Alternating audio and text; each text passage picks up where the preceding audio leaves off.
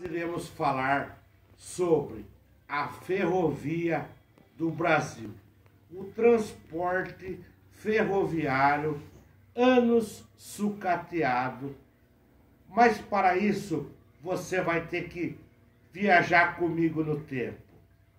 Vem comigo, vamos contar o que acontece com o transporte ferroviário do país.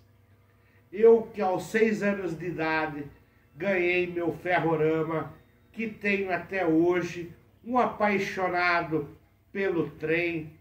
Quando criança via muitas maquetes na Câmara Municipal e sempre fui um apaixonado por trem.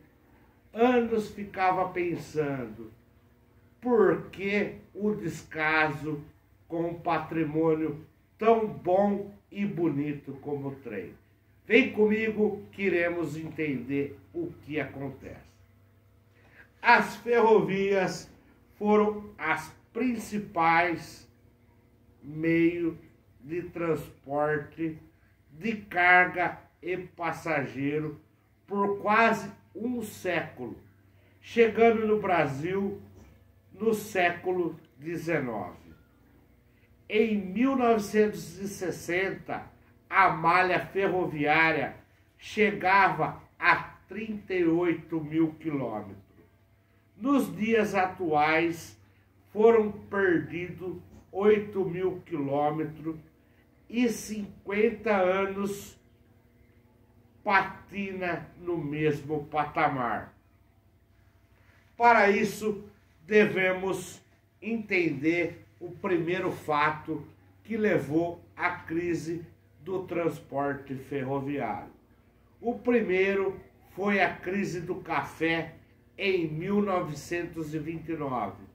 O principal poder econômico que mantinha a linha ferroviária era o café, na grande produção e exportação para os Estados Unidos, o nosso café.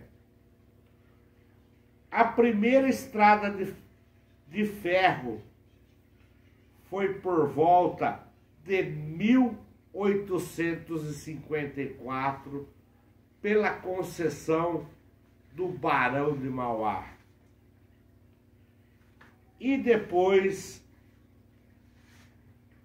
a locomotiva a vapor, levando do Vale do Paraíba ao Porto de Magé por meio de commodity na Baixada Fluminense. Com o sucesso da exportação, foi agregado também o transporte de passageiros. No segundo momento, foi o governo JK, Juscelino Kubitschek, investiu pesado na indústria e também na produção de automóveis, levando à construção de grandes estradas, grandes rodovias, que era muito mais barato do que investir na linha ferroviária. Em 1940, a economia sai da agricultura e vai de vez para a indústria, sendo seu grande responsável o Juscelino Kubitschek, o JK. Em 1960, já estava acabando a concessão das empresas privadas, devolvendo ao governo a linha ferroviária já bastante sucateada e sem cláusulas contratuais de investimento.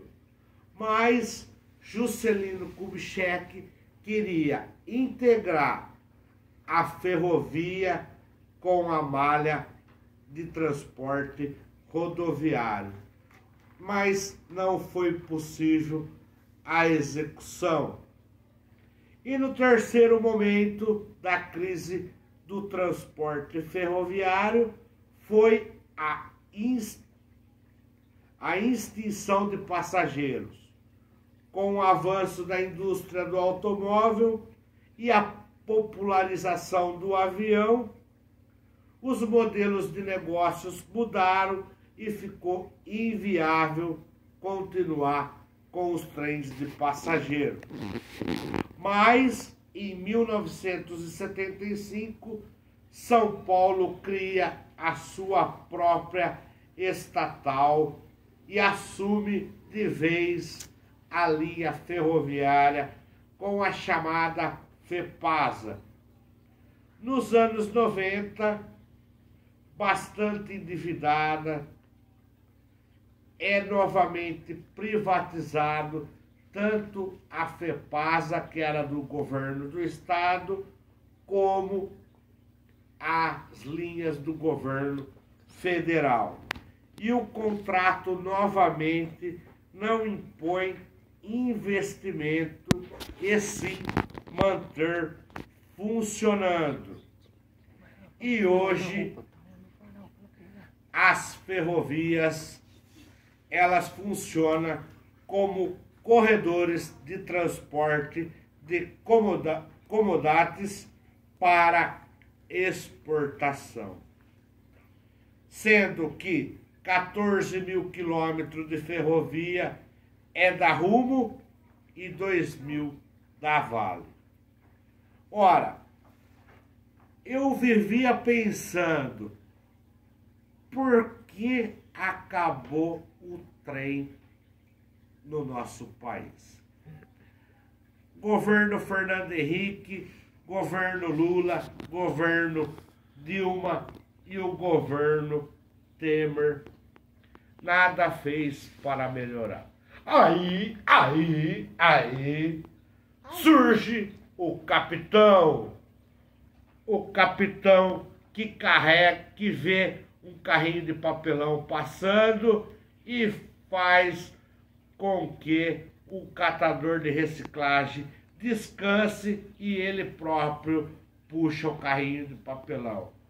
O capitão que para na barraca de pastel e come um pastel e toma um caldo de cana. O capitão sem papas na língua, que fala o que pensa, coloca um ministro da infraestrutura, o nosso Tarcísio Freitas, e começa investimentos para todos os lados de ferrovia, inclusive melhorando imensamente a nossa malha ferroviária. E vem a Rumo, que é uma das concessionárias da indústria ferroviária, e coloca locomotivas novas, vagão novos, e começa um grande desafio no país. Crescimento absurdo e também o transporte de grãos, tanto de Rondônia até Santos, por todos os lados.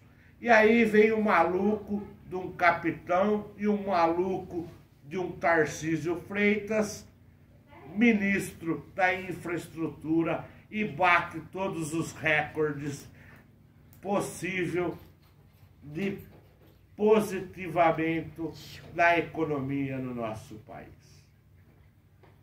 É, Brasil, o Brasil está mudando, então vem comigo nessa mudança. Jair Messias Bolsonaro e Tarcísio Freitas. Tamo junto!